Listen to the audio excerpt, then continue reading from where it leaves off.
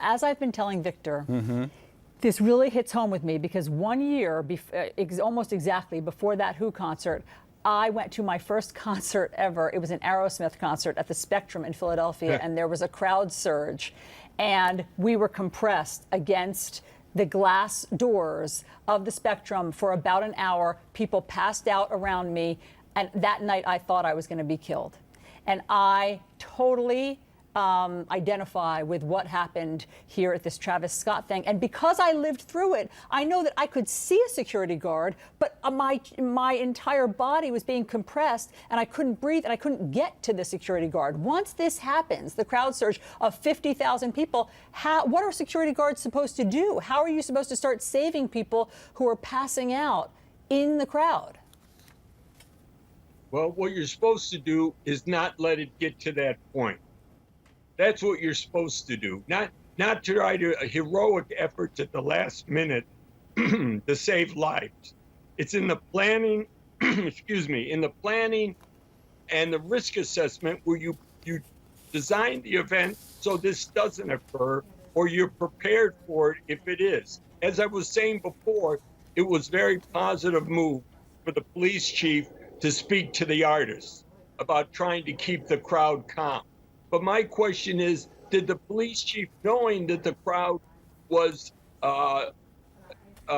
tumultuous and looking dangerous, did he then go to the promoter and say, we need special monitors, extra monitoring, and you may want to move more of your 750 security guards closer to the crowd, including this emergency medical, in case something happened?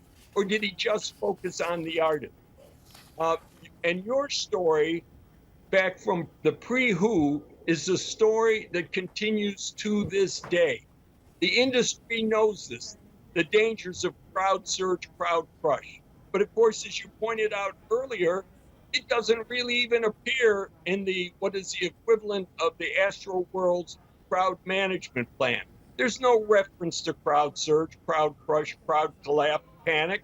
There's no reference to the front of the stage and festival seating crowd.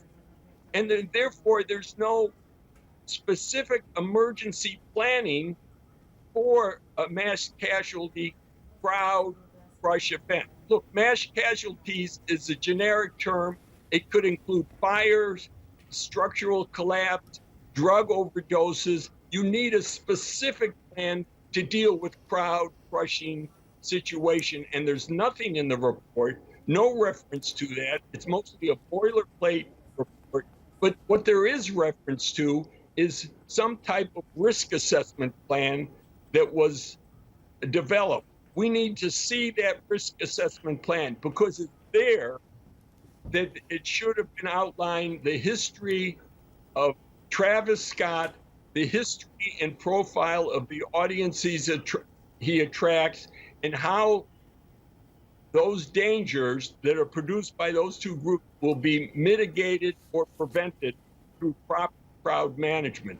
The police chief going around talking about how terrible Travis Scott is today shouldn't be news to them. If they didn't know it when they were planning the event, then it was a reckless disregard for the safety of the crowd.